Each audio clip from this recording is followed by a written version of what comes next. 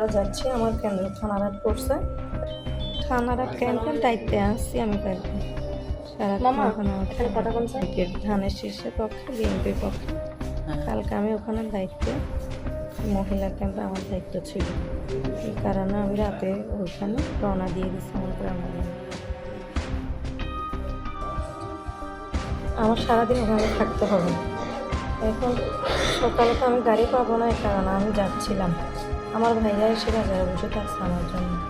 ওই সিএনজিতে কথা বলতেছিল, সিএনজিতে মানুষ ছিল শুধু 3 জন, ড্রাইভার সহ 4 জন। ড্রাইভার হয়তো আমাদের পরিচিত।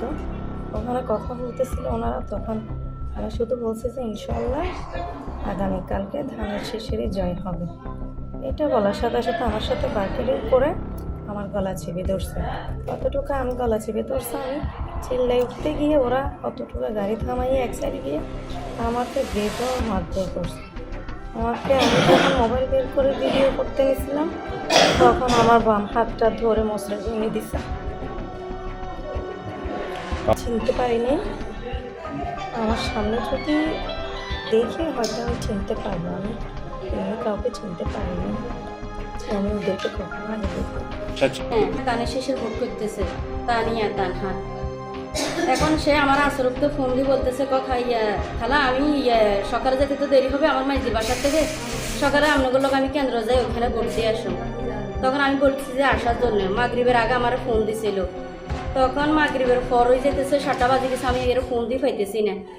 তখন আমার ছেলে ফোন দিছিল, আম্মু করছে শুনছেন নি আপুরে বলো মারি বলো ফালাই রাখছে ফরিদমাজিকে দোকানে, আপুরে আনি অজ্ঞান অবস্থায় ইয়াত রাখছিল ডাক্তারের দোকানে।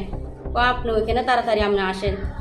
আমি চাচাকে নিয়ে বা থানাহাট থেকে তারপরে আমি গাড়ি দিয়ে সিঞ্জি দিয়ে আসি, ফরিদমাজিকে দোকান থেকে আসি, এখানে নিয়ে আসছে। ওই শোরমামা টামা এদেরকে ফোন দিয়ে এরা ফোন দিছিল, আমি এর নিয়ে আসি।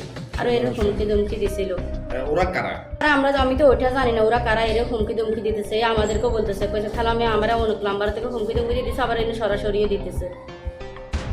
তো ওখানে কাউকে কি আপনারা চিনছেন বা কারো নাম জানছিলেন? জি না।